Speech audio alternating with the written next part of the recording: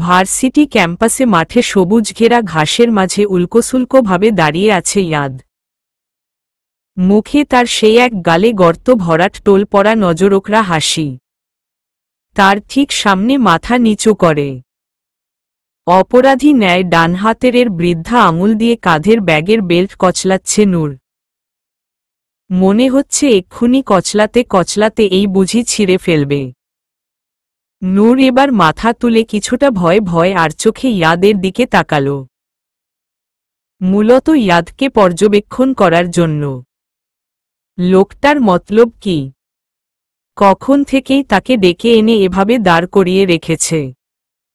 মুখ ফুটে কিছু বলছেও না, শুধু রহস্যময়ভাবে তার দিকে তাকিয়ে কেমন হাসছে। অসহ্যকর। নূর গাল ফুলিয়ে মনে মনে বলে উঠল। সাদা 3/4 প্যান্টের উপরে সাদা টি শার্ট, উপরে বেবি পিঙ্ক কালারের শার্ট পরিহিত, যা দমকা হাওয়াতে কিছুক্ষণ পরপর মৃদু উড়ছে। বরাবর এর মতো টি শার্টের মাঝে সানগ্লাসটা ঝুলানো, আর শার্টের হাতা কনুই পর্যন্ত ঘোটানো। চেহারাতে কেমন জানি এক ক্লান্তির ছাপ। চোখগুলো কিছুটা ফুলে লাল হয়ে আছে। চোখের নিচে নিঘুম রাত জাগার কালছে দাগও পড়েছে। কই 2 দিন আগেও তো এই দাগগুলো ছিল না তাহলে? ইয়াদ এবার ধীর পায়ে আমার সামনে আসতে লাগল। মুখে তার সেই মাতাল করা মুগ্ধ হাসি। আমার কাছে এসে নিজের এলোমেলো চুলে হাত বুলিয়ে ব্রাশ করে নিল, সাথে আমার দিকে এক নজর তাকিয়ে হাত টেনে তার সাথে হাঁটা ধরল সামনের দিকে। আমাদের থেকে কিছু সামানে 10-12 জনের ভিড়ের মধ্যে মাঠের মাঝ বরাবরা বটগাছের সামনে আমাকে তাদের মাঝে নিয়ে আসল। তাদের মাঝে এনে আমার হাত ছেড়ে দিল আর ইশারা করল তাদের সাথে বসতে। আমি কিছুটা ভয় কৌতূহল নিয়ে আশেপাশে একবার চোখ বুলিয়ে সবুজ ঘাসের উপর প্রায় বসার সাথে সাথেই উনি উনার ফ্রেন্ডকে হাতের ইশারা দিল ন দিয়ে আমার দিকে তাকিয়ে ঠোঁট কামড়ি এক হাসি দিল ন, বুক থেকে সানগ্লাসটা নিয়ে খুলে চোখে দিল ন। তার হাসিতে আজ কিছুটা রহস্যময় খিচুড়ির গন্ধেও টের পাচ্ছি আমি। আচ্ছা, ছেলেটার মাথায় ভুলে টুলে এই বটগাছের কোনো ছেকা খাওয়া? বীর নারীর প্রেতনির এসে তার ঘাড়ে আছর টাছর করল না তো? আবার এমনই যেই ধবধবে ধলা বিদেশি বিলাতি বিলাই করলে করতেই পারে, এই নিয়ে কোনো সন্দেহও নেই।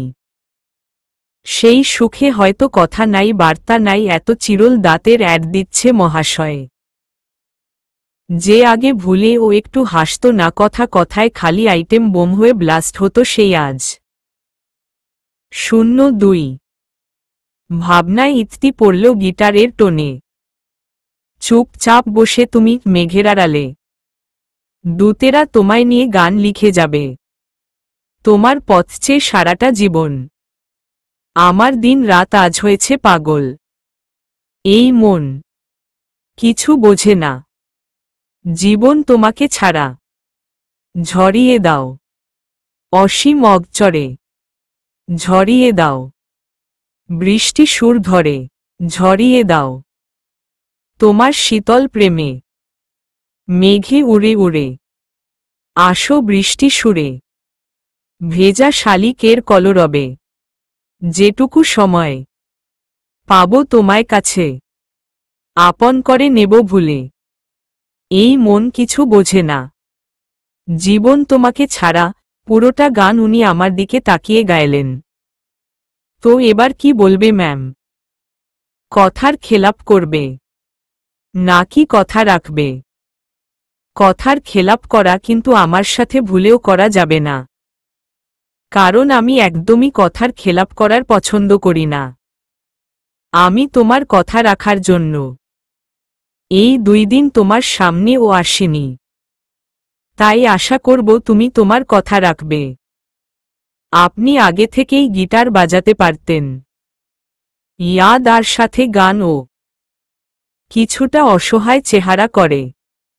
ধোকা, এত বড় ধোকা দিল ন শেষমেশ আমায়। ইয়াদের বিপরীতে নূর বলল, উহু, আমি ছোট থেকেই ভালো গান গাইতে পারতাম, কিন্তু গিটার বাজানো একদমই জানতাম না। তোমার জন্য এই 2 দিনে দিন রাত এক করে শিখতে হয়েছে। তুমি যে এমন এক সত্য দিয়েছিলে, গিটার বাজিয়ে সবার সামনে গান গেয়ে শোনাতে পারলে, তুমি আমার প্রপস একসেপ্ট করবে। তো এখন কি করবে? ভ্রু নাচিয়ে বিশ্বজয় করা হাসি দিয়ে বলল ইয়াদ। নিজের কথায় প্যাচে নিজেই যেই এমন বাজেভাবে ফেঁসে যাব, তা কখনো কল্পনাতে ও জল্পনায় গিয়ে চিন্তা করিনি। আমার এখন জিজুর উপরে ভীষণ রাগ লাগছে। তার কথা শুনেই তো এমন কন্ডিশন দিয়েছিলাম। এখন কি করব? নাও তো করতে পারবো না আর। ওয়াটে টেনে টুনে কপাল কি হবে এখন আমার। যে সাইকো থেকে দূরে থাকার জন্য এত কিছু সেই এসে জুটল কপালে। আমার থেকে কোনো উত্তর না পেয়ে ইয়াদ ভাই আবারও বলতে লাগলেন, তো রেডি তো, কাল থেকে ফাইনালি শুরু হতে যাচ্ছে। হাসি দিয়ে বলল ইয়াদ। আমি উনার কথায় ভাবলেশহীনভাবে উত্তর দিল, কি শুরু হবে আবার?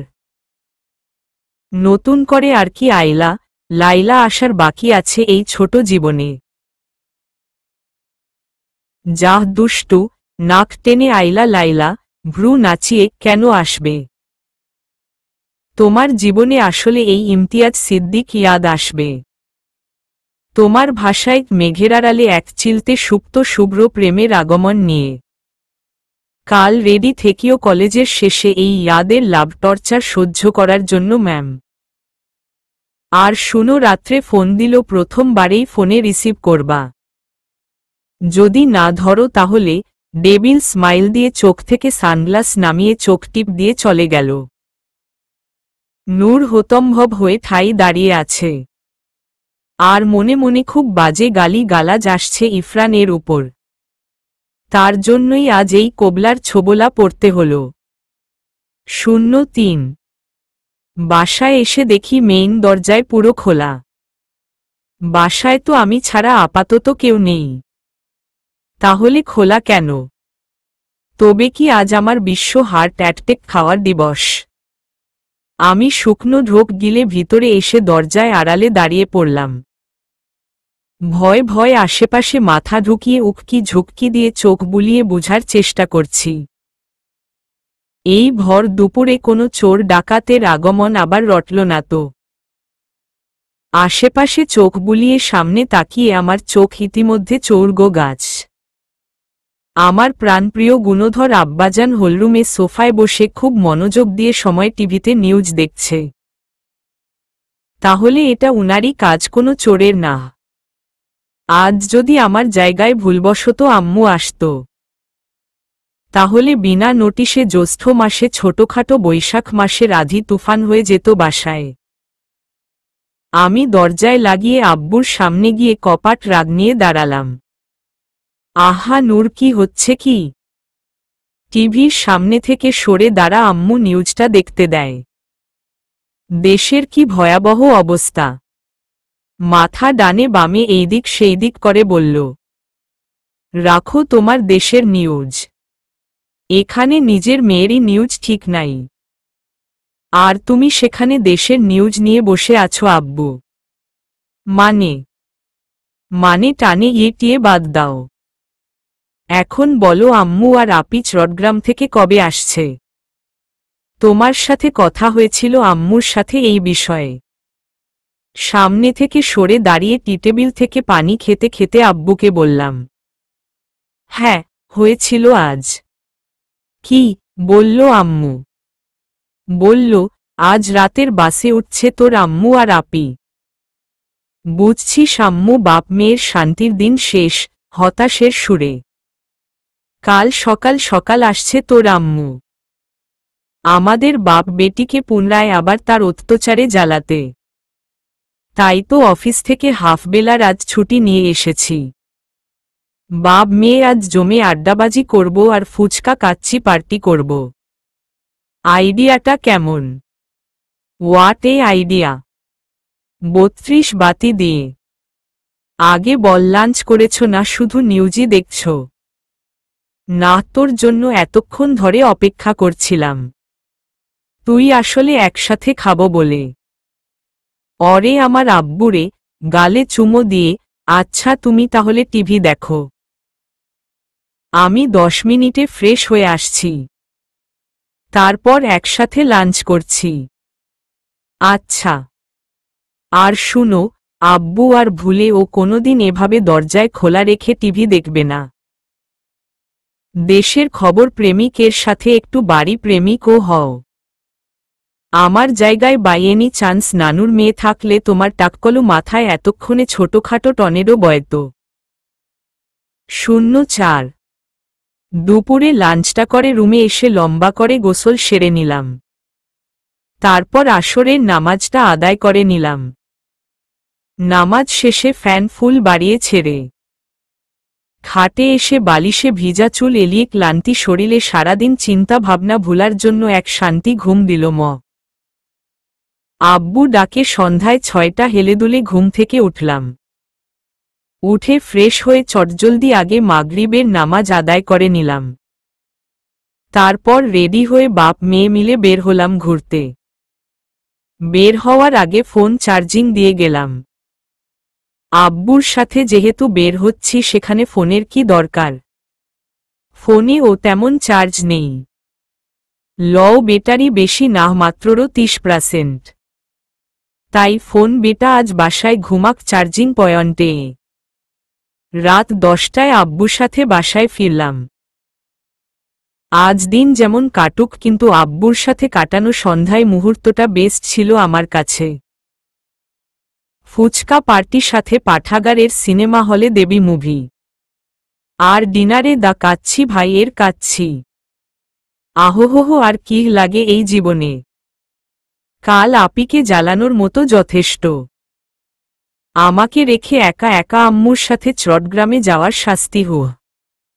ব্যালকনিতে দাঁড়িয়ে কফি খাচ্ছি আর ফেবুতে পোস্ট করছি। বেস্ট ডেট উইথ আব্বু আপুকে ট্যাগ করে পোস্টটা করলাম। ইহাকে এক ধরনের পোড়ানো নিনজা টেকনিক বলে। হা হা।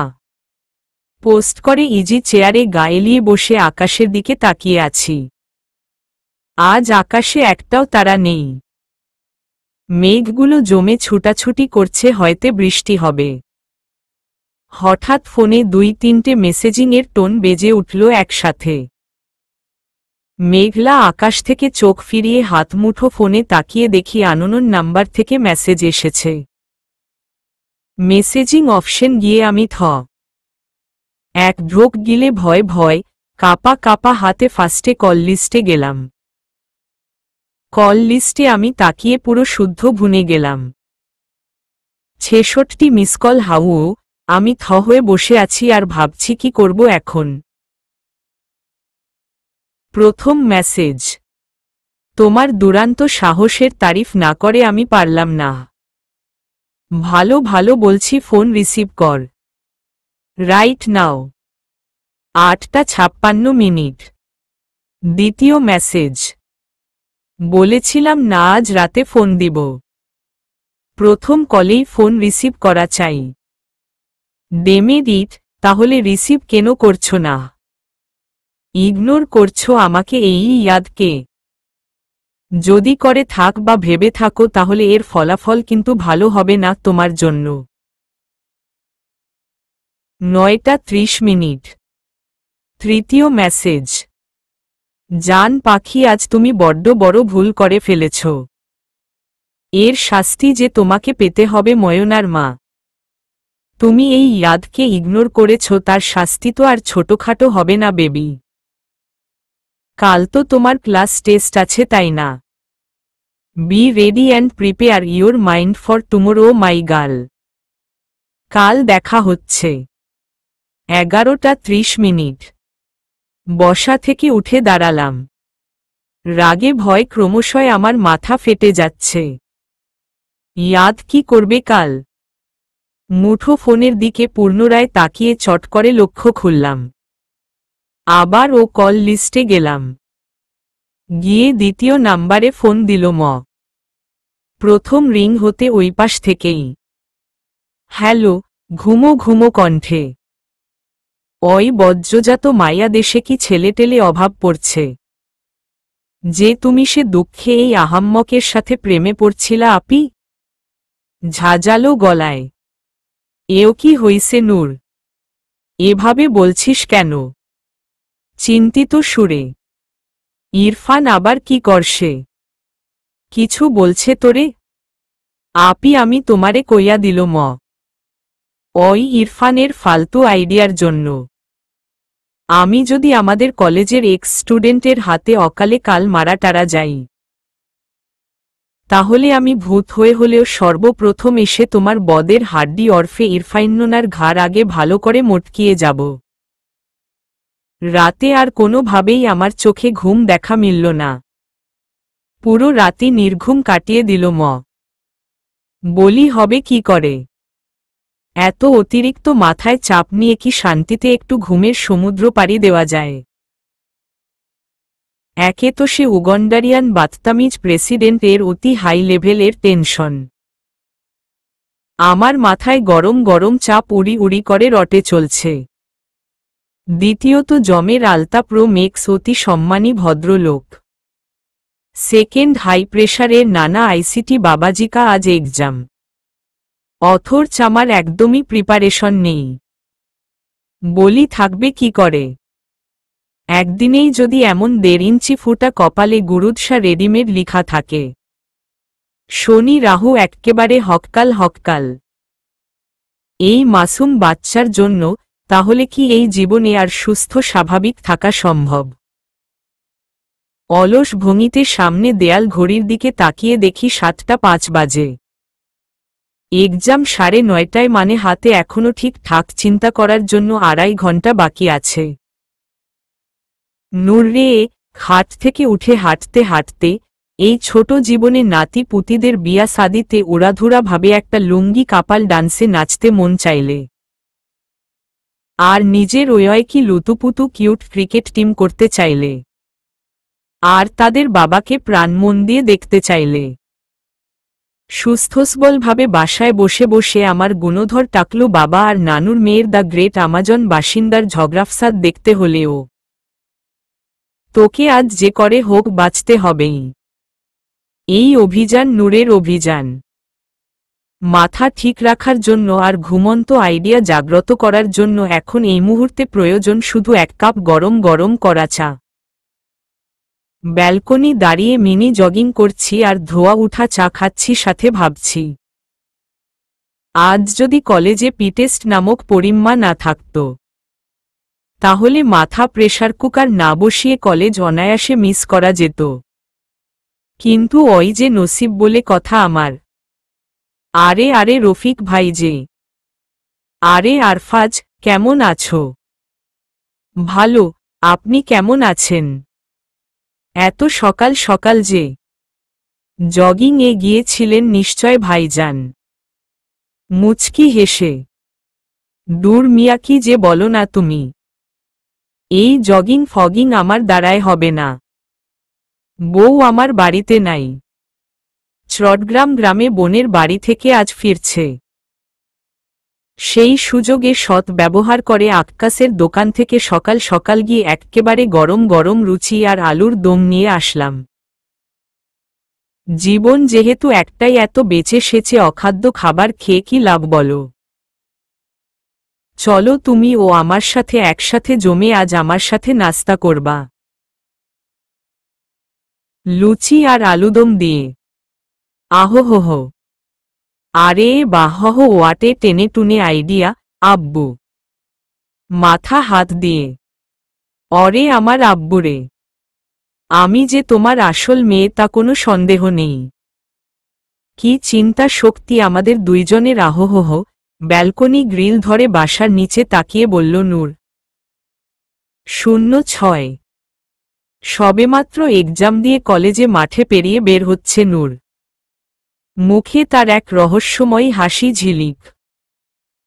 তার পাশে আয়াত নূরের সাথে হাঁটছে আর কিছুক্ষণ পর পর নূরের মুখের দিকে তাকিয়ে হাবভাব বোঝার চেষ্টা করছে। আজ অশান্ত মাইয়া এত শান্ত যে। তাহলে কি সংকেত বুঝলি? নূর, কিসের? আমার মুখের আয়াতের দিকে তাকিয়ে ভ্রু নাচিয়ে জিজ্ঞেস করল। বলি, তোর কি ডর ভয় নাই বইন? কিসের? চিন্তিত সুরে। তোর শনির রাহু থাকতে আর কিছুও লাগে তোর?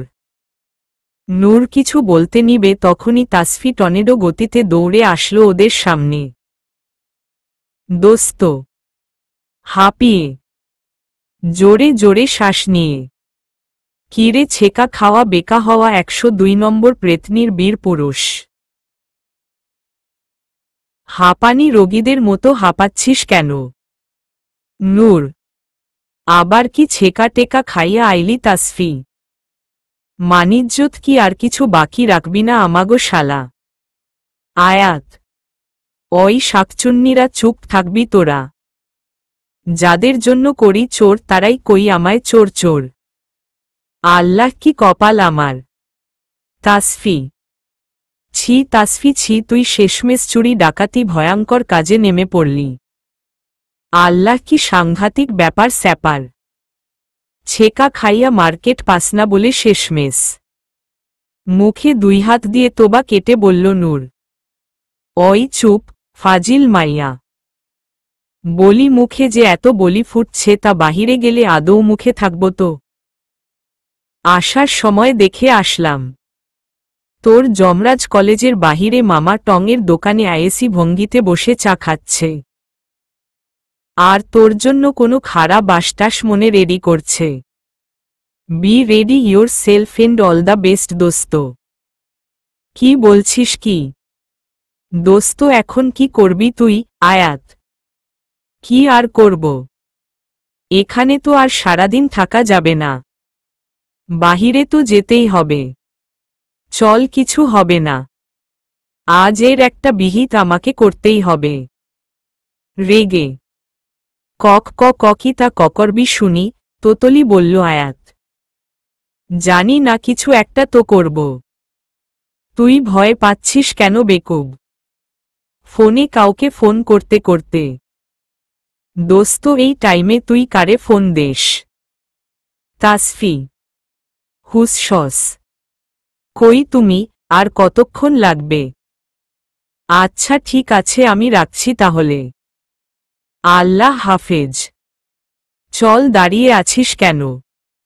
বলে নূর হাঁটা ধরল সামনে গেটের দিকে। 07 বুঝিস তাসফি, এই পড়াশোনা করে কি লাভ? আর ক্লাসে একসময় টপার হয়েও কি লাভ? হুদাই টাইপ পাস যত সব। কিছুটা উচ্চসুরে বলল নূর। নূরের কথায় ইয়াদ চায়ের দোকানে বেঞ্চি থেকে ঘুরে তাকালো তার দিকে। কিছুটা কপাল কুঁচকে তার কথা বুঝার চেষ্টা করছে। কি বলছিস এইসব? অতি চাপে মাথা গেছে তোর। ফিসফিসিয়ে বিপরীতে বলল তাসফি। ঠিকই তো বলছি, ভুল কি বললাম বল? যদি এত পড়াশোনা করে শেষমেশ আবারা অল্লি গল্লি টাইপ মাস্তান পোলাপাইনদের মতো চাল্লা ফাল্লা নিয়ে ঘুরে ফিরবি। আর মামার দোকানে আজ থেকে ঠিক 5 বছর পর এসে বেঞ্চিতে বসে পায়ের উপর পা তুলে চা খাইবি। তাইলে এত কষ্ট করে ডিগ্রি অর্জন করে কি লাভ তোর? পড়ালেখা বাদ দিয়া দোস্ত, মামা ঠিক পাশের ওই দোকানটা ভাড়া নেয়। হাত দিয়ে ইশারা দিয়ে, আর নিজের একটা চায়ের দোকান দেয়। যদি পড়ে খালি না পাস। ইয়াদের দিকে তাকিয়ে তীক্ষ্ণ নজরে কথাগুলো বলল নূর। সেকেন্ডের মধ্যে ইয়াদের হাতে থাকা চায়ের কাচের ছোট গ্লাস হাত মুঠো দ্বারা ঠুসস করে ভেঙে গেল। তার কুঞ্চিত আওয়াজে ইয়াদ পাশে থাকা 2 ফ্রেন্ড আর তাসফি আয়াতের জান যায় অবস্থা। কিন্তু নূর খুব রিল্যাক্স ভাবে দাঁড়িয়ে আছে। তার হাবভাব যাহা বলেছি এক্কেবারে ঠিক বলেছি। হুহ। রাগে ইয়াদের মুখে লাল লাভা ধারণ করেছে ইতিমধ্যে। হাত মুঠো মুষ্টি করে চোখ বুঝে রাগ নিয়ন্ত্রণ করার চেষ্টা করছে। সাথে কোবরার মতো অতি ফুসফুস করে। ইয়াদকে রাগতে দেখে নূর এক গাল প্রশান্তি হাসি দিল। ইয়াদ নূরের হাসি দেখে আরো চোয়াল শক্ত করে রেগে বেঞ্চিতে লাথি দিয়ে সামনে আসতেই রোডের একপাশে আমার বাবা দাঁড়ানো আর অপর পাশে প্রেমিক। কি কপাল আমার! একজনের মুখে আমার জন্য এক গাল মিষ্টত্ব হাসিত আর একজনের চোখ জোড়াতে নিজের জন্য রাগ স্পষ্ট। কিন্তু অদ্ভুত ব্যাপার হলো পুরো দুনিয়াতে আমাকে যদি কেউ নিঃস্বার্থভাবে পাগলের মতো ভালোবেসে থাকে তাহলে তারা দুজনই হবে, এতে আমার কোনো সন্দেহ নেই। আমার সামনে হঠাৎ নীল রঙের মিশুটা এসে থামায়। ইয়াদ মাঝপথেই টঙের দোকানে থেমে গেল। নিভ্রনীল চোখ জোড়াতে আমার জন্য রাগগুলো স্পষ্ট ফুটে উঠেছে। বারবার হাত মুঠো মুষ্টি করে যা নিয়ন্ত্রণ করার প্রচেষ্টা চালাচ্ছে। হয়তো এই রাগগুলো আমাকে দেখাতে চাচ্ছে না, তাই তার চোখে নিজের জন্য এত রাগ দেখে আজ আর ভয় করছে না, বরং ভালো লাগছে। দীর্ঘ শ্বাস নিয়ে আমি তাকে রাগানোর জন্য কিছু বলিনি। কথাগুলো আজ ইচ্ছে করেই বলেছি। হয়তো আমার এই তিক্তকর কথাগুলো বলা তাকে খুব দরকার ছিল। একসময় শত রাত জেগে ক্লাসে টপ বয় ছিলেন, ভালো রেজাল্টের জন্য। আজ এত পড়াশোনা করে কি লাভ হলো যদি তাকে এখন এই সময় এসে এমন টঙের দোকানে ঘুরে বেড়াতে হবে? হয়তো তার এই অদ্ভুত পাগলামোগুলো নিতান্ত আমার জন্যই করে বেড়াচ্ছে, কিন্তু আমি তো তা চাই না। আমি চাই না আমার জন্য তার একটা সুন্দর উজ্জ্বল ক্যারিয়ার নষ্ট হোক। এইভাবে দিনের পর দিন কোণে এক টঙের দোকানে আড্ডায় মুষলে বসে ভাবনার ছেদ পড়ল আব্বুর হাতের ইশারাতে। আব্বু হাতে দিয়ে ইশারা দিয়ে যাচ্ছেন মিশুর ভিতরে আসতে। আর চোখে ইয়াদের দিকে একবার তাকিয়ে আমি আব্বুর পাশে মিশুতে উঠে বসলাম। ছাদের রেলিং ধরে দাঁড়িয়ে আছি আর পাশে আপির দিকে ভ্রু যুগল কুচকে তাকিয়ে আছি। আচ্ছা, প্রেমে পড়লে অতি শান্তশিষ্ট স্বভাবের মানুষগুলো ও কি এমন হুট করে চেঞ্জ হয়ে যায়? শান্ত থেকে কি তারা অশান্ত আর চঞ্চল হয়ে ওঠে? কি জানি বাপু, হয়তো হয়, এতে কোনো সন্দেহ নেই। প্রেম যে কাঁঠালের আঠা লাগলেই বরং কাউকে আর ছাড়ে না। তাই তো সব সময় আমার অতি চুপচাপ থাকা আপি তখন থেকেই হেসে হেসে মুখে লাজুকতায় রেখে ফোনে এত কথা বলে চলছে। আপি এবার ফোন রেখে আমার সামনে এসে দাঁড়ালেন। মুখে তার এক দুষ্ট হাসি। আমি আপির বিপরীতে বিরক্তি সুরে বলে উঠলাম, কি হয়েছে সখিনার মা, এভাবে চিরল দাঁতের অ্যাড দেখাচ্ছ কেন? কি হয়েছে এটা তো তুই আমাকে বলবি জরিনার মা। ভ্রু নাচিয়ে আমি যেতে না যেতে এত কাহিনী রটেও গেল আর আমি টেরও পেলাম না। বলি, বাবা আর কি করে? যদি চটগ্রামে গিয়ে বসে থাকো। আর কাহানি তো রটালো তোমার গুণধর বলদ জামাই। এই ইরফানকে কিছু বলবি না বলে দিল ম। ও মোটেও বলদ নয়। মাই ইরফান ইজ অলওয়েজ বেস্ট। তো ঠিক কাকে বাকি বলবো? রেগে বিধি তুমিই বলে দাও। রাগছিস কেন? ইরফান কি আর জানতো তোর সাইকো আশিক 2 দিনেই গিটারের মতো কঠিন কাজ শিখে উদ্ধার করে ফেলব? তাহলে তো আর সাধে বলতো না এমন কিছু বলতে। যাই হোক, কি ট্রু ভালোবাসা ভাবা যায় এইগুলা? আমার তো ছেলেটার জন্য চোখে পানি এসে পড়ল। প্রিয়সী একবার বলল আর সে রাতে রাতটা শিখেও ফেলল। আমার তো মনে হয় ছেলেটা আসলেই তোকে ভালোবাসে রে নূর। তার ভালোবাসায় আর কোনো সন্দেহ নেই। না হলে 2 বছর বিনা স্বার্থে তোর পিছে পড়ে থাকবে কেন? শুধু কি দূর থেকে আড়ালে আবডালে দাঁড়িয়ে দেখার জন্য? শত ইগনরে ও তো তোর সাথে কোনো খারাপ ব্যবহার ও করেনি আজ পর্যন্ত। তাহলে বল। জানি না। দীর্ঘ শ্বাস ত্যাগ করে। তুই এখন ঠিক কি করতে চাস? এটা বল। এটাও জানি না। আচ্ছা তুই কি বাই এনি চান্স সাইকোকে ভালোবেসে ফেলেছিস? সন্দেহ দৃষ্টিতে। আপু কাদো কাদো হয়ে। আচ্ছা আচ্ছা, তোর এই সাইকো আশিক আবারার নাম কি রে? এসব ছাড়া তো এতদিনে তার কোনো ভালো নামও শুনলাম না তোর মুখ থেকে। আর দেখতে কেমন রে? আগ্রহ নিয়ে জিজ্ঞাস করল ইশারা। তা জেনে তুমি কি করবে? আরে বল না। ইয়াদ দেখতে অত খারাপ না। স্মার্ট আছে বটে। সব থেকে সৌন্দর্য হল তার নিভৃত চোখ জোড়া পার্সোনালিটি আর এক গালে অদ্ভুতভাবে সে টোল। একসময় 2016তে টপার ছিল কলেজে, বোর্ডে এখনও তার নাম টপার লিস্টে উপরে আছে। কিন্তু এত ভালো রেজাল্ট থাকলে কি হবে? সে আবারাদের মতো ঘুরে বেড়ায়, সারাদিন খালি টইটই করে। আপুর দিকে তাকিয়ে কি ভাবছ? What a coincidence. জানিস ইরফানের ভাইয়ের নাম ওই ইয়াদ? হেসে। বাই এনি চান্স এই ইয়াদ আর সেই ইয়াদ যদি এক হয় তাহলে কত ভালো হবে বল। দুই বোন এক বাড়িতে সংসার করব, কষ্ট করে আর দুই বাড়িতে থাকা লাগবে না। আর তুই জানলি কি করে সে শুধু টইটই করে? কিছু না জেনে কাউকে কিছু বলা ঠিক না। ভ্রু কুচকে। আমি সবই জানি। তার ব্যাপারে নতুন করে আর কিছু জানা লাগবে না। আর স্বপ্ন কম দেখো মেরি পেয়ারি বেহেন। তোমার ভাসুর মশাই একজন সম্মানিত ডিফেন্স অফিসার, আর এই ইয়াদ একজন টঙের দোকানে হৈহল্য করা মানুষ। তাই কষ্ট করে আকাশ কুসুম মিলানো চেষ্টা করো না। আচ্ছা তোর কাছে কি ইয়াদের কোনো ছবি আছে?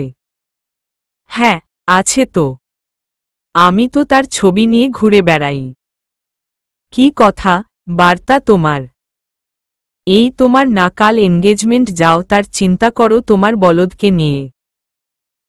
বলেই হনহন করে ছাদ থেকে চলে গেল নূর। বাম হাতে কবজির জোড়ার উপরে কিছুটা লাল ছপ ছপ হয়ে ফুলে আছে। আমি ঘুমো ঘুমো চোখে চোখ ভুলে কাদো কাদো হয়ে একবার হাতের দিকে তাকাচ্ছি তো আর একবার মাথা তুলে দুই হাত দূরে আমার সামনে। স্টার জলসা স্টাইলে দা ঘষিটি বেগমের আফতারে দাঁড়ানো আম্মু হাতের চকচক খুন্তির দিকে তাকিয়ে আছি। তোর বাপ এক জমিদার ছিল, তার ঘরে তুই হইস সবিকল আর এক জমিদার। তোরা বাপ বেটি দুইটা কি কসম খাইছিস সারা জীবন আমার জানটারে একদম তেজপাতা বানানোর? খুন্তি নাচিয়ে নাচিয়ে রাগে ঝাঁঝালো গলায় ফুঁসতে ফুঁসতে বললেন, কারণ আমরা জমিদারের বংশধর, এতে নতুন কি? হাতে চায়ের কাপ নিয়ে রুমে প্রবেশ করতে করতে ভুলে গেলা তুমিই তো পদবিটা দিয়েছ আমাদের। এক গাল হাসি দিয়ে। আর কতবার তোমাকে বলবো এভাবে কথায় কথায় বলবা না তো, আমার শুনতে বড্ড কষ্ট হয়। আমরা জমিদার আর তুমি। আফসোসের সুরে। এখন সেই সব বাদ যাও তো, আমার জন্য আর এক কাপ চা নিয়ে এসো। মাথাটা প্রচণ্ড ব্যথা করছে। নূরের বাবা আর সাথে আমার জন্য ও আম্মু। বালিশের নিচ থেকে ফোন হাতিয়ে নিতে নিতে বলল নূর, খুন্তির বাড়ি কি আরো খাইতে মন চায় তোর? তাইলে দাঁড়া, আমি চুলার জালটা অফ করে আসতেছি, তারপর থেরাপি শুরু করছি। নূরের বিপরীতে কটমট সুরে বলে উঠল মিসেস রাবেয়া ওরফে নূরের আম্মু। মানে, যদি কথা বলার জন্য আর ফোন গুথানোর জন্য অত্যন্ত মাথাটা আস্ত ঠিকঠাক দেখতে চাস তাইলে চুপচাপ ওয়াশরুমে যায় বেয়াদব। ফ্রেশ হয়ে নিচে আয়াত যে তোর বইনের এনগেজমেন্ট ভুলে গেছস। কয়টা বাজে ঘড়ির দিকে তাকাইছিলি একবারও? একটা দিন জমিদারের মতো না ঘুমাইলে কি হয় তোর? মরে যাইবি, বরং আরও একদিন বেশি বাঁচতি। আর তুমি গুড়ে নূরের বাবার দিকে তাকিয়ে সকাল থেকে 2 কাপ চা অলরেডি সাবার করে ফেলছো, এখন আবার আসছো আরো চা লাগবে তোমার? চা খেয়ে এই মাথা ব্যথা না কমিয়ে কাজ করে মাথা ব্যথা কমাও, আর আমাকে উদ্ধার করো এই যুদ্ধ থেকে। আজ মেয়ের যে বিয়ের পাকা কথা বার্তা সেই খেয়াল কি আছে তোমাদের? রেগে বললেন। চুপচাপ বাপ বেটি দুইজন নিচে এসে আমাকে কাজে হেল্প করে উদ্ধার করো, একা হাতে আর কত কি সামলাবো আমি? আদৌ একা একজনের পক্ষে কি এত কাজ করা সম্ভব? বলে চলে গেলেন হনহন করে। হাত পা ছড়িয়ে ছিটিয়ে হলরুমে সোফায় বসে বিরক্তি নিয়ে মটরশুঁটি বাচ্ছে নূর। আপাতত বাচ্ছে কম, বিরক্তি নিয়ে চারপাশে ফেলছে বেশি। তার ঠিক পাশে ইশারা আর রফিক সাহেব বসে বসে পুদিনা পাতা বাচ্ছেন। রান্নাঘর থেকে তাড়া দিয়ে বলে উঠলেন মিসেস রাবেয়া, এই তোদের পুদিনা পাতা বাছা হয়েছে, হলে নূরকে বল পদিনা জারোটা তাড়াতাড়ি বানাতে, আর ওর থেকে মটরশুঁটি নিয়ে আমাকে বেছে তাড়াতাড়ি 5 মিনিটের মধ্যে রান্নাঘরে দিয়ে যায়। জীবনে প্রথম মনে হয় আম্মুর কথা শুনে নূর এত খুশি হয়েছে। মটরশুঁটি বাছতে বাছতে তার জান তেজপাতা হয়ে যাচ্ছিল এতক্ষণ ধরে। সে বসা থেকে চট করে উঠে পড়ল। ইশারা হাত থেকে টেনে পুদিনা পাতা নীল কাঠাটা নিয়ে সাদা মটরশুঁটি ভরপুর পলি ব্যাগ দিয়ে হনহন করে রান্নাঘরে চলে আসলো। আর কিছু করতে পারুক ইয়া না পারুক, এই ইন্ডিয়া স্টাইলে টকদই আর পুদিনার জারোটা ও ঠিকঠাক লাজবাবভাবে করতে পারে। রান্নাঘরে এসে খুশি মনে ব্লান্ডার অন করে দিল। ইতিমধ্যে বাসায় ছোটখাটো জোট বেঁধে গেছে। দুপুরে ও পুরো বাড়ি খালি ফাঁকা ময়দান ছিল। আর এখন মনে হচ্ছে ঢাকা মিরপুর 10-এর জ্যামে মাথা 2 হাত দিয়ে রিকশা বদলে সোফার উপরে বসে আছি। খুব কষ্ট করে। চারপাশে বাচ্চা কাচ্চা হইচইতে মাথা ভনভন করছে। ইরফান ভাইয়ার বাসা থেকে আসবে বেশি হলে হাতেগোনা 5 থেকে 6 জন। আর সেখানে আমার 14 গোষ্ঠী সুষ্টি এসে বসে আছে 66 জন ভাবা যায়। আপাতত 3টে বেডরুম কিচকিচ করছে মানুষজন বাচ্চা কাচ্চা আনাগোনা দিয়ে। দম ছাড়ার জায়গা ও আর বিন্দুমাত্র অবশিষ্ট নেই এই বাসায়। এই মুহূর্তে মনে হচ্ছে চা না খেলে আমার মাথা ব্যথায় ফেটে 2 খণ্ড হয়ে ছিটকে সাদা টাইলসে উপরে পড়ে যাবে।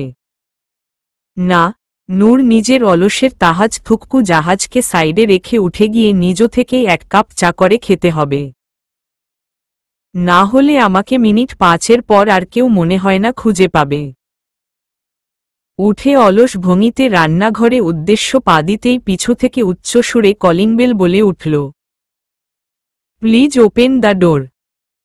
আশেপাশে তাকিয়ে দেখি এত মানুষ থাকতেও কেউ দরজার ধারে কাছে যাচ্ছে না। বলি আমিও যাব না। আমি কি এই বাসার দারোয়ান যে খালি দরজা খোলাখুলির ডিউটি পালন করব? বলি দারোয়ানকে তো মাস শেষে 1 মোটা অঙ্কে টাকা দেওয়া হয় দরজা খোলার জন্য, আর আমাকে তো 1 কানা আনিও কিছু দেওয়া হয় না। ফ্রিতে এত জন সেবা দেওয়া ঠিক না। কপাল কুঁচকে দরজা থেকে চোখ ফিরিয়ে রান্নাঘরের সামনে পা দিতেই আবার পিছ থেকে মেয়েলি কণ্ঠে বলে উঠল, প্লিজ ওপেন দ্য ডোর। বলার সাথে সাথে আম্মু রান্নাঘর থেকে হাতে লাল মশলাযুক্ত খুন্তি নিয়ে বের হলেন রুক্ষ চোখে। আর আমার দিকে কপাট রাগ নিয়ে বলে উঠলেন, সবার সামনে থাপ্পড় খাওয়ার বড্ড শখ হয়েছে তোর? কতক্ষণ ধরে কলিং বেল বাজছে, দরজা খুলছিস না কেন বেয়াদব? ভালো ভালো চর না খাইতে চাইলে খুল। তোর বাপ মনে হয় আসছে। লেবু আনতে বাজারে পাঠিয়েছি সেই কখন। সব আনছে মহাশয়, লেবু আনতে ভুলে গেছে। ধেই ধেই করে দাঁড়িয়ে আছিস কেন? বলার ও পর যা দরজা খুল। ধমকের সুরে আমি আম্মুর ধমকে রীতিমত কেঁপে উঠলাম, এক ঢোক গিলে আশেপাশে চোখ বুলিয়ে আগে পরিবেশের সংকেত বুঝে নিলাম। কেউ দেখল কি না? না, কেউ দেখেনি। ওফফ, বাঁচা গেল। দেখলে এতক্ষণে ইজ্জতের উলফাত হালুয়া হয়ে যেত আমার। চোখ গুড়িয়ে কপাট রাগ দেখিয়ে আম্মুকে বলে উঠলাম, আজ যদি নানাজান বেঁচে থাকতো তাহলে আমিও তোমাকে বুঝতাম। আম্মু কথায় কথায় চিল্লাইলে কেমনটা লাগে তখন। বলেই দরজা খোলার জন্য পা বাড়ালাম। একছাক বিরক্তি নিয়ে দরজা খুলে আমি রীতিমত মুখ আমার অটোমেটিক হা হয়ে গেল। লাল রঙের পুরানো আরএফএল চেয়ারে জড়ো হয়ে গুটিসুটি পায়ে বসে আছে নূর। হাতের সাথে তাল মিলিয়ে কিছুক্ষণ পর পর নাক টানছে আর ডান হাতের উল্টো পিঠ দিয়ে নাকের সাথে তালের ছন্দ মিলিয়ে চোখের পানিগুলো মুছছে। নূর যে রুমে বসে আছে, রুমটি ঝুড়ে চারপাশে পিনপিন নীরবতা ছায়া। কোনো টু শব্দ নেই বললেই চলে। আছে শুধু একছাক জোরে জোরে ফোঁস ফোঁস নিঃশ্বাস ছাড়ার শব্দ। নূরের এক হাত দূরে একটা চেয়ারের সামনের দিকটা ভেঙ্গে দুইখণ্ড হয়ে নিচে করুণ অবস্থা ছিটকে উল্টো হয়ে পড়ে আছে। নূরের ঠিক সামনে বরাবর টেবিলে দুইজন মাঝবয়সী লোক বসে আছে। একজন কাপা কাপা হাতে টেবিলের উপর থেকে কাচের গ্লাস হাতে নিয়ে ঢোক ঢোক করে পানি খাচ্ছে। আর পাশের জন খাতা কলম নিয়ে থরথর হাতে কি জানি লিখছে। আর তার সাথে হাতে থাকা গোলাপি রুমালটা দিয়ে কপালের বিন্দু বিন্দু জমে থাকা ঘামগুলো মুছছে।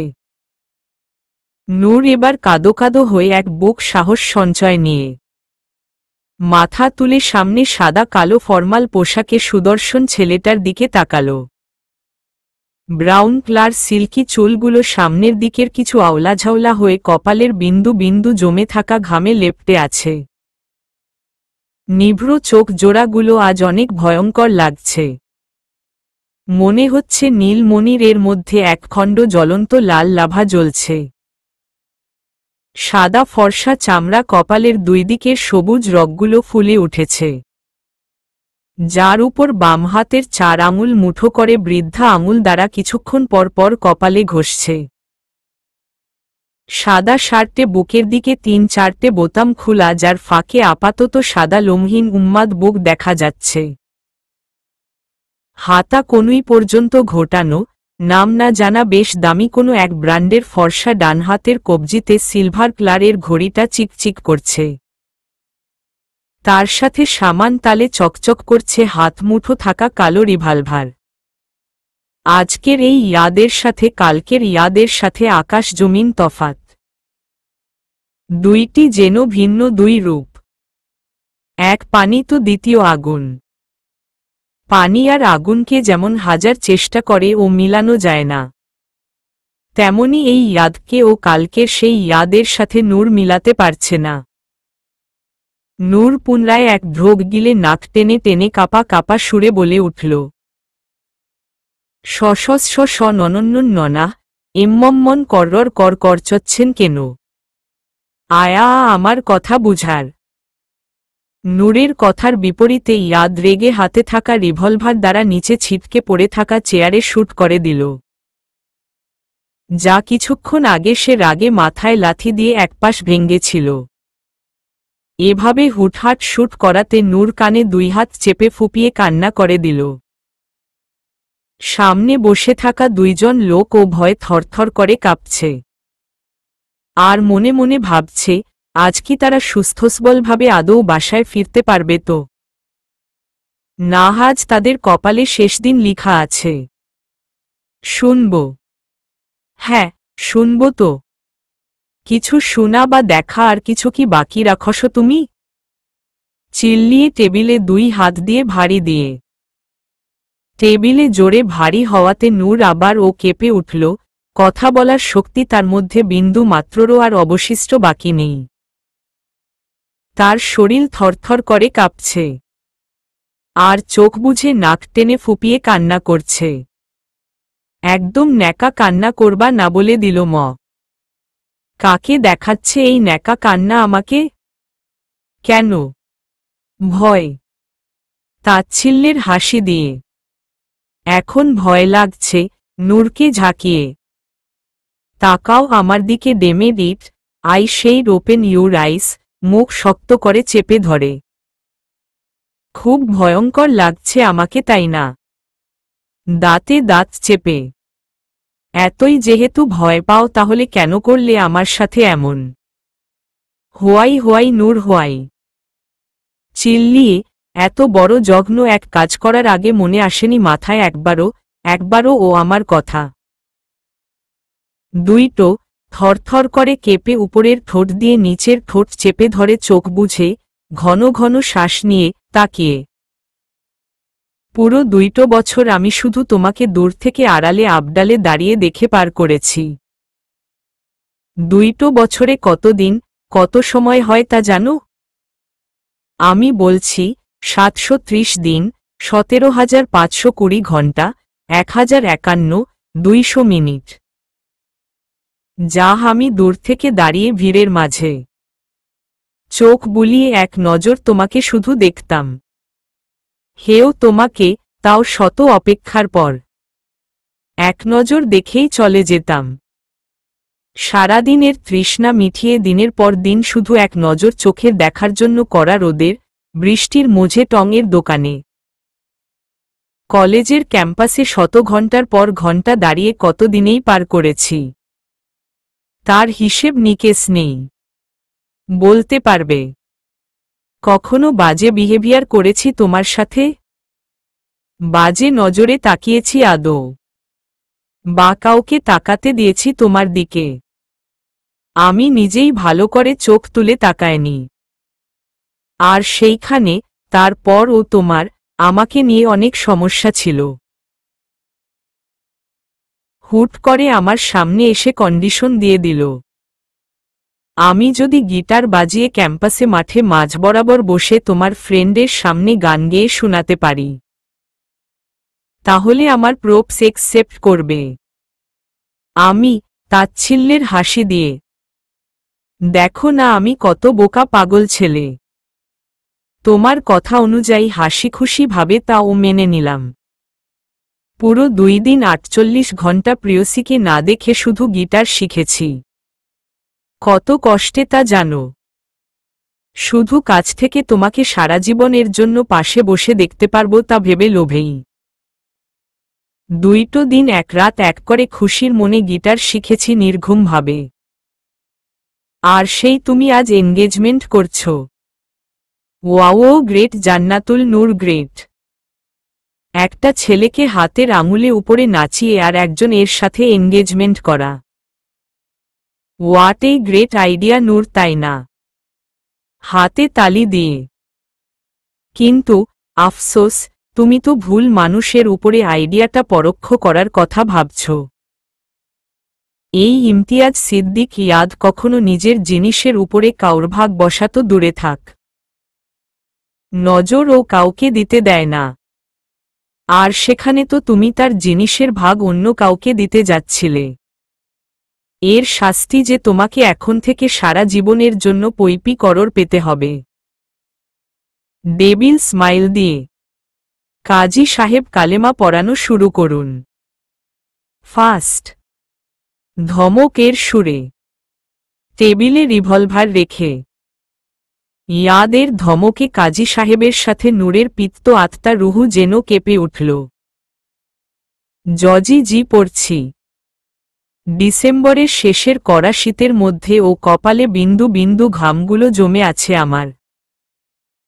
তার সাথে হাত ও সমান তালে আজ ঘেমে ঠান্ডা শীতল হয়ে আছে। হাতে থাকা নীল কলমটা আমার হাতের ঘামে সে বারবার পড়ে যাচ্ছে। আমার একটা সমস্যা আছে। অতিরিক্ত মাত্রায় যখন ভয় পাই বা হাই লেভেলের শর্কট খাই, তখন কান দুইটো গরম হয়ে ধোঁয়া বের হতে থাকে। আর কথা বলার ভাষা যেমন হারিয়ে ফেলি। কিন্তু আজ অতিরিক্ত ভয়ের চটের সাথে নতুন কিছুও হচ্ছে। দম রীতিমত বন্ধ হয়ে আসছে। আমার শ্বাসরোধ গলার মাঝে সেই জোট বেঁধে পেকে আছে। গলায় সুরে সব আটকে আছে। এখন শ্বাস নিতে খুব কষ্ট হচ্ছে। তাহলে কি এই নিরহ মাসুম মেয়েটা এভাবে অকালে অক্সিজেনের অভাবে আজ মারা যাব? আল্লাহ! জীবনের 20 বছর আম্মুর শত শত খুন্তির বাড়ি খেয়ে আর শুধু রসগোল্লা রাগিত গরম চোখ দেখেই পার করলাম। এখন কই ভেবেছিলাম অ্যাটলিস্ট বিয়ের পর হয়তো বা বাকি জীবনটা আনন্দময় ভালো ভালো সুখের মুখ দেখে কেটে যাবে আমার। আর ভালো এখন থেকে সব অন্ধকার মনে হচ্ছে আমার জীবন।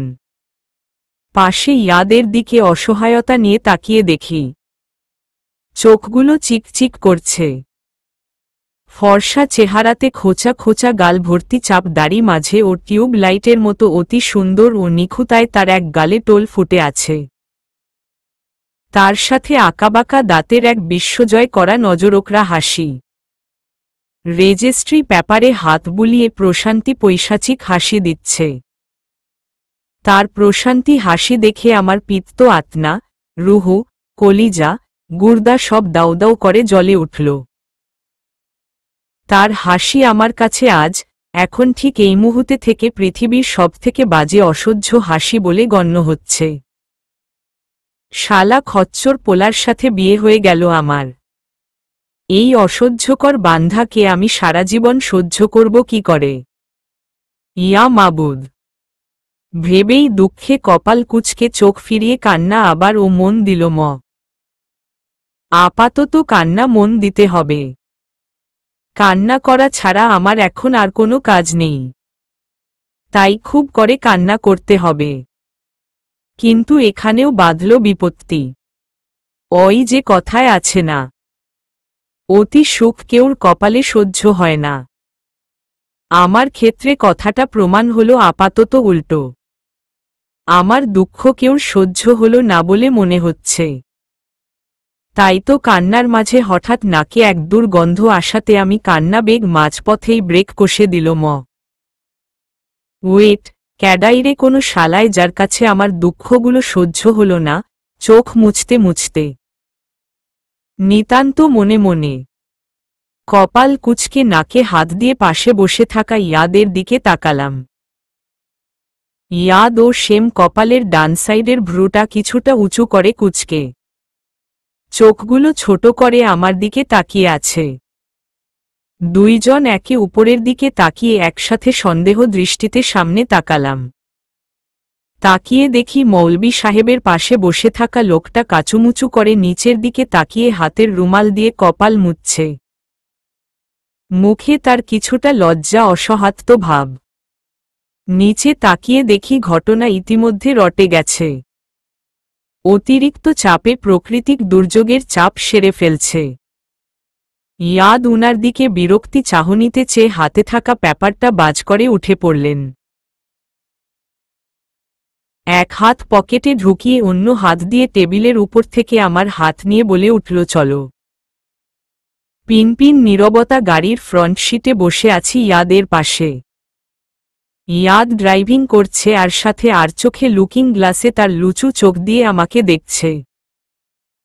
মন প্রাণ উজাড় করে দেখুক খচ্চর ছেমোরা। সেদিকে আমার আপাতত মাথা ব্যথা নেই। মাথা ব্যথা হলো এতক্ষণ ইয়াদের ছোবলা ছিলাম বলে দুনিয়াদারির কোনো হাদিসের কথা মাথা ঘুরপাক ছিল না। হাত ঘড়ির দিকে তাকিয়ে দেখি রাত 10টা বাজতে চলল। তার মানে আম্মু হাতে খুন্তি নিয়ে অপেক্ষা প্রহর গুনছে আমার জন্য নিশ্চয়। ঢোক গিলে বাগান থেকে লেবু ছিঁড়ে আনতে পাঠিয়েছিল আমাকে। আর আমি সেখানে লেবু না নিয়ে রেডিমেড ডিস্কিয়াও সাইকো জামাই সাথে করে নিয়ে ফিরছি বাসায়। কি হবে এখন আমার? দাঁত দিয়ে নখ খেতে খেতে। কিছুক্ষণ আগে দরজা খুলে আমি রীতিমত আমার মুখ অটোমেটিক হ্যাঁ হয়ে গেল। আমি চিল্লিয়ে বলে উঠলাম, ফারদিন, জড়িয়ে ধরে। হোয়াট এ প্রেজেন্ট সারপ্রাইজ দোস্ত! অস্ট্রেলিয়া থেকে কবে আসলি তুই? তোরে আমি যে কত পরিমাণ মিসস করছি কুত্তা! তুই তো আমারে বলেই গিয়েছিস হারামি। ছাড় ছেমড়ি, এই দূরে যা, দূরে যা। হারামি এমনই দেশের দিন কাল ভালা না, বিশ্বাসে মায়ের ও নাই বাপু। যদি তোর ছুঁয়াছুঁই থেকে করোনা হয়ে যায় আমার, আল্লাহ আর ভুলতে দিলই কই আমারে। মরে গেলেও তোরা ভুলা সম্ভব না। তুই যে আমার ফুলোকা তারকা সাবকা কেহেনা হে, 1000 মে মেরি এক লতি বজ্জাত হারামি বেহেনা হেও। কুত্তা, তুই আর ভালা হইলি না। তুই দূরে যা হারামি, বিশ্বাসের মায়ের তোর লগে নাই। যদি অস্ট্রেলিয়া থেকে পকেটে করে করোনা ভাইরাস নিয়ে আসিস আমাগো বাসায়, যা ফোট এনতে। বলি, অনিক ভাই বুঝছ, আমাদের কি কেউ মিসস করছে না, শুধু একজনেরই মিস করছে। আমরা কি দাঁড়িয়ে থাকব? দীপ্ত বলল, নারে মনে হয় না আমাদের আর মিস করার মতো কেউ আসে এই বাসায়। আহোহোহ, ক্লান্তি নিঃশ্বাস ছেড়ে। একজন যেটুকুই মিস করত তার তো আজ বিয়ের কথা বাড়তি, 2 দিন পর বিয়ে হয়ে যাবে, তারপর তো কেউই আর নেই আর মনে করার মতো আমাদের। দীপ্তর বিপরীতে অনিক বলে উঠল, বলি, দুইজনে একটু কেসে কথা বলো, কে কারে কত পরিমাণ মিস করে। আমার জানা আছে। কথা বলবা না একদম তোমরা দুইজন। আপিকে চট্টগ্রামে পেয়ে আমাকে একটা ফোন করে ও খবর নেওনি। হুহ, সবই মনে আছে। কারণ তোর এক্সাম ছিল তাই করিনি। জড়িয়ে ধরে, কেমন আছিস পুচকি? দীপ্ত, এতক্ষণ বাবা মার 14 গোষ্ঠীর সুষ্টির ভিড়ের মাঝে দম বন্ধ হয়ে আসছিল, কিন্তু তোমাদের দেখে আপাতত জানের মধ্যে রুহু এসেছে। তাই এখন আলহামদুলিল্লাহ ভালো আছি। তুমি কেমন আছো? আর অনিক ভাই তোমার কি খবর? ভালো রে পাকনি, বলি কি বইন লং জার্নি করে এসেছি। কোনো রুম কি ফাঁকা আছে রেস্ট নেওয়ার জন্য? অনিক, পুরো বাড়িতে 66 জনের কবজা আছে।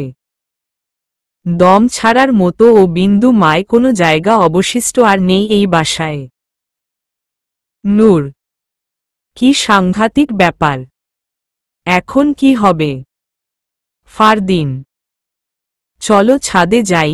মা, খালা, চাচিগো তো ভূতের ভয় টয় মেলা আছে মনে, তাই তারা ছাদে ভুলেও আসবে না। আমরা জমে আড্ডা দিতেও পারব। নূর, হ্যাঁ চল। দীপ্ত, ছাদে 4 ভাইবোন দাঁড়িয়ে আড্ডামত্ত হয়ে আছি। 10 মিনিট আগে ইফরান ভাইয়ারা এসেছেন। আম্মু নিচ থেকে আমাদের পিচ্ছি বাহানি দ্বারা খবর পাঠিয়েছে নিচে আসার জন্য। এত ভিড়ের ঠেলাঠেলিতে আপাতত নিচে যাওয়ার কোনো ইচ্ছে নেই আমাদের, তাই বিন্দাসভাবে চিল মুডে দাঁড়িয়ে আছি। আমরা কাজিন নামক 4 ভাইবোন। কথার মাঝে ছাদের গেট হঠাৎ জোরে খোলাতে আমরা কথা থামিয়ে ঘুরে তাকালাম পিছে। তাকিয়ে দেখি মালিহা দৌড়ে আসছে। নূর আপি, খালা তোমাকে ডাকছে। হাঁপিয়ে কোমর 2 হাত গুজে, জলদি নিচে যাও। কেন জানি না, কিন্তু তোমার উপর অনেক ক্ষেপে আছে। দেখে মনে তাপমাত্রা খুব হাই। সে নতুন কিরে? আমার অতি শান্তশিষ্ট নানা ঘরে নানি আমার জন্য 1 পিস কোথা থেকে যে এই কথায় খুন্তিকা নারী কপালে নিয়ে এলো। আফসোসের সুরে, কি আর করা, চল যাই। জলদি করে বড় বড় কদমে সিঁড়ি দিয়ে নামতে গিয়ে বাঁধল আর এক বিপত্তি। বলে না জলদির কাজ শয়তানের কাজ। তাই তো নিজের প্লাজোতে নিজেরই পায়ের টান পড়াতে নিচে ছিটকে পড়ে যেতে নিলেই চোখ মুখ খিচ্ছে বলে উঠলাম, আল্লা গো, আমার কোমর গেল গো গেল, আর মনে হয় না আমি আর বাঁচমু। কে কোথায় আছিস, আমাকে বাঁচা।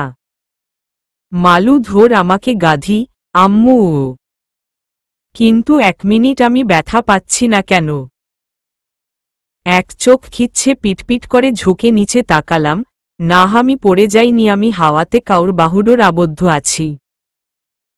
किंतु कार कोनो हे ओय जिसने मुझे फिल्मी स्टाइल में कैच किया। Who is he. এবার দুই চোখ খুলাম, খুলে সামনে তাকিয়ে আমি আমার সামনে রাহাত ভাই দাঁড়িয়ে আছে। এক হাতে আমাকে ধরে আছে, আর এক হাত দিয়ে ফোনে কার সাথে যেন কথা বলছে। কিন্তু রাহাত ভাই এখানে হাউ পসিবল? রাহাত ভাইও আমাকে রীতিমত এখানে দেখে অবাক, যা তার চাহনিতে স্পষ্ট। নূর, তুমি ঠিক আছো? বাহুডোর থেকে উঠাতে। হ্যাঁ ভাইয়া, ঠিক আছি। ধন্যবাদ আমাকে কোমর ভাঙা থেকে বাঁচানোর জন্য। তুমি এখানে কি করছো? এটা তোমার কোনো রিলেটিভের বাসা? দাওয়াতে আসছো নিশ্চয়। লে হালুয়া এই কি কয় ছেমোরা মনে মনে। না ভাইয়া, এটা আমার কোনো রিলেটিভের বাসা না, বরং এটা আমারই বাসা। মানে? এত অবাক হওয়ার কি আছে ভাইয়া? এটা আমারই বাসা। কোনো সমস্যা? মানে আজ তোমার এনগেজমেন্ট? জি, আজ আমার নূর রে। নূর, কোথায় তুই? ভাইয়া, আম্মু ডাকছে, আমি পড়ে এসে আপনার সাথে কথা বলছি। এত চিল্লাছো কেন আম্মু? মানুষজন কি বলবে রান্নাঘরে এসে? চুপ বেয়াদ্দপ, তোরা বাপ বেটি দুইটা তো কসম খাইছিস আমাকে অশান্ত রাখার জন্য, ঝাঁঝালো গলায়। আর এখন বলছিস চিল্লাও কেন? তোর বাপ সে কখন লেবু আনতে গেছে, এখন নিরুদ্দেশ্য লেবু আনতে গিয়ে লাপাতা। আর তুই দরজা খুলতে গিয়ে দরজা হয়ে গেছোস। কোনো দায়িত্ব বোধ আছে তোগো? রেগে এই মুহূর্তে গভীরতম ওয়ান অফ ভেরি ইম্পর্টেন্ট প্রশ্ন আম্মু। মানুষ দরজা হয় আবার কিভাবে? থাপ্পড় চিনিস? কত প্রকার ও কি কি? না চিনামু তোরে এখন কোনটা? আমার সামনে থেকে এখন যা, গিয়ে বাগান থেকে বড় বড় দেখে 4-5টে লেবু ছিঁড়ে নিয়ে এসে আমাকে উদ্ধার কর। চলবে?